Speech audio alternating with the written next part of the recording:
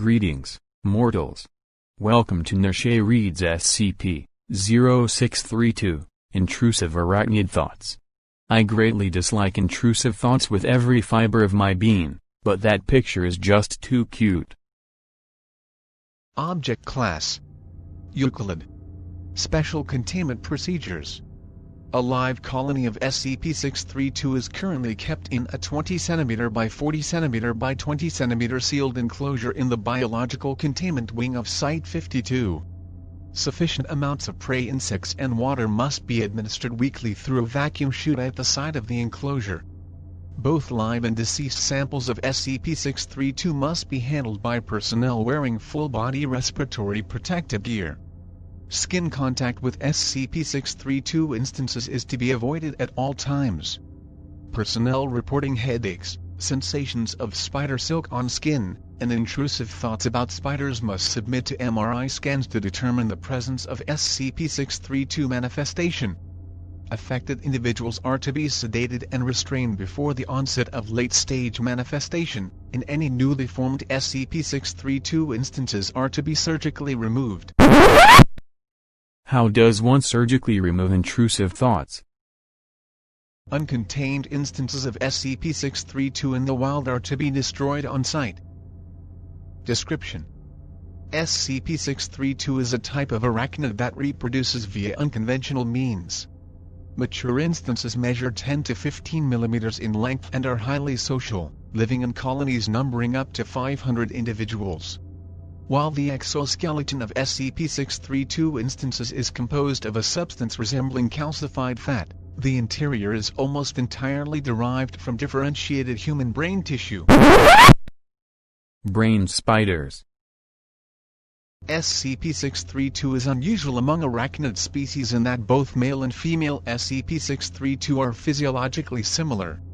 Sexual organs of both appear to be merely vestigial, likely as a result of its reproductive methods. SCP-632 reproduces by exposing a human host to an array of sensory triggers. Such triggers include the visual patterns on SCP-632's abdomen, the tactile sensation produced by SCP-632 crawling on human skin, and several as yet unidentified chemical compounds released by mature SCP-632 instances. You know how every now and again you think you feel something crawling on you? 2 to 3 hours following exposure to all of SCP-632's sensory triggers, affected individuals will experience mild headaches, sensations of spider silk on their skin, and repeated intrusive thoughts about spiders. MRI scans at this stage of infection reveal the presence of hundreds of small filament-like structures measuring 2 to 3 cm in length forming in the frontal cortex of infected individuals' brains. The mechanism of cellular differentiation is as yet unknown to Foundation researchers, but is presumed to be similar to observed in victims of SCP-1204. The pressure exerted on cerebral blood vessels by these structures causes headaches in affected individuals, localized towards the front of the skull. Repeated tapping on the affected areas causes the filament-like structures to release large amounts of endorphins, effectively alleviating the pain caused by their swelling. Growth of such structures can be halted via timely administration of Class B amnestics. However, while this method prevents total SCP-632 manifestation from occurring, it does not cause existing symptoms to abate. As SCP-632 manifestation progresses, affected individuals will experience gradual thinning of the anterior brain lining and skull, as bone, muscle and fat tissue is gradually incorporated into the filament-like structures in the frontal cortex. 6 to 7 days following initial exposure, headaches experienced by affected individuals will increase sharply in intensity and duration. This is due to the filament-like structures having already developed fully into instances of juvenile SCP-632, which greatly exacerbate the pressure on the cerebral blood vessels via their movements. Affected individuals at this point tend to apply increasing amounts of force to their foreheads in order to release enough endorphins to reduce the pain to tolerable levels. Eventually, most affected individuals end up fracturing their own skulls through accidental application of excessive force, at which point 80 to 200 instances of SCP-632 will exit the brain from the weakened point in the forehead. Nothing about that is okay. Complete SCP-632 manifestation is usually fatal. However, if promptly attended to by qualified medical personnel, 86% of hosts in the final stage of SCP-632 manifestation do manage to survive, albeit with a permanent decrease in motor function, reduced impulse control, and severe arachnophobia. Well, who could blame them? Breach Event Log. Date: October 9, 1972. Location: Anhui Province. Breach Event Casualties: the entire town of was reportedly found bludgeoned to death. Rapid Response Team discovered numerous SCP-632 supercolonies throughout, each comprising thousands of individuals. The supercolonies were thought to sustain themselves on the swarms of flies attracted to the decaying bodies of the villagers.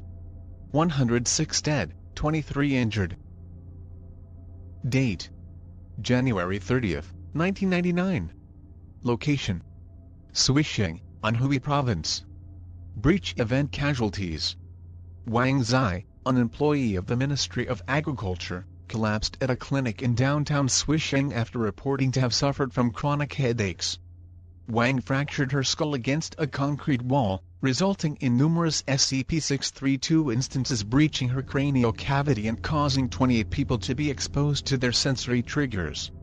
The resultant manifestations were not detected until much later, when 16 of the affected individuals had already managed to expose 291 more individuals to SCP-632. 27 dead, 293 injured. Date: July 11, 2001. Location: Kaohsiung, Henan Province. Breach Event Casualties: Li Zenting, an 86-year-old woman living alone, was found dead by social workers in her home with her eyes missing. Although her body was not in a state of advanced decomposition, an autopsy revealed almost 100% of her brain to be absent.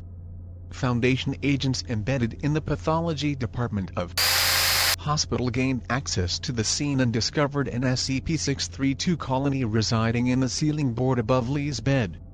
It was theorized that Li had been rendered bedridden and repeatedly exposed to SCP-632, resulting in almost all her brain tissue being converted into SCP-632 instances.